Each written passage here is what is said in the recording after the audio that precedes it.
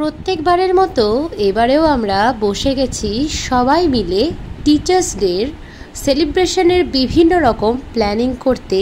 আর তার সঙ্গে যেটা সব থেকে মূল আকর্ষণ, আমাদের বানানো নিজের হাতে করে বানানো ইউনিক আইডিয়াতে বিভিন্ন রকমের জিনিস বা বিভিন্ন রকমের করা ডেকোরেশন।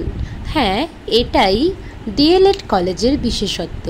আর আমরা হচ্ছি কাটোয়া গভর্নমেন্ট পিটিটিআইয়ের ছাত্রছাত্রী থেকেও যেটা বেশি আমরা যেটা বলে থাকি প্রশিক্ষণার্থী বা ট্রেনার।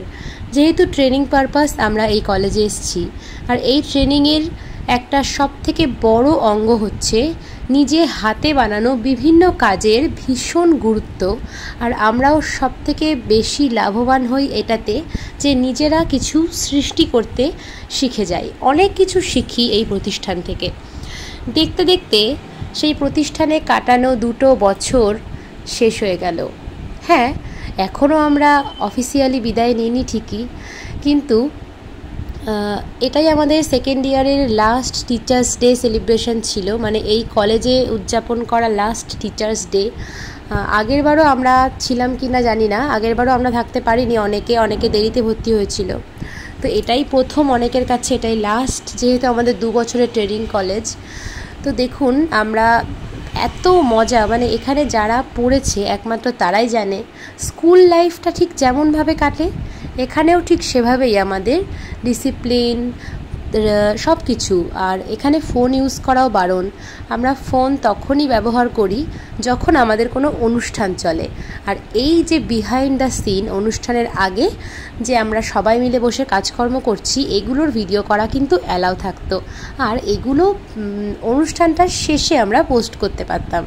তো বহুদিন হয়ে গেছে, প্রায় 1 বছর হতে চললো আমি ভিডিওটা পোস্ট করিনি।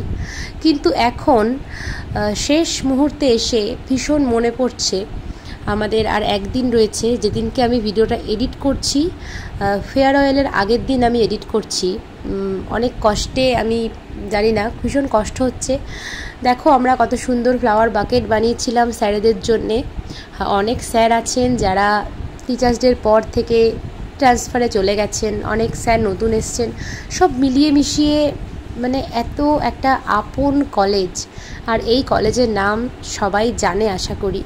ভীষণ ভীষণ ভীষণ ভালো, সারা জীবন স্মৃতির পাতায় রয়ে যাবে।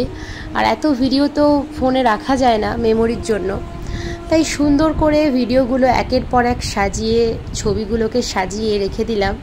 আর তোমরা যারা কাটোয়া ডিএলএড কলেজে পড়তে চাও তাদেরও কিছু সুবিধা হবে আশা করি, তোমরাও জানতে পারবে।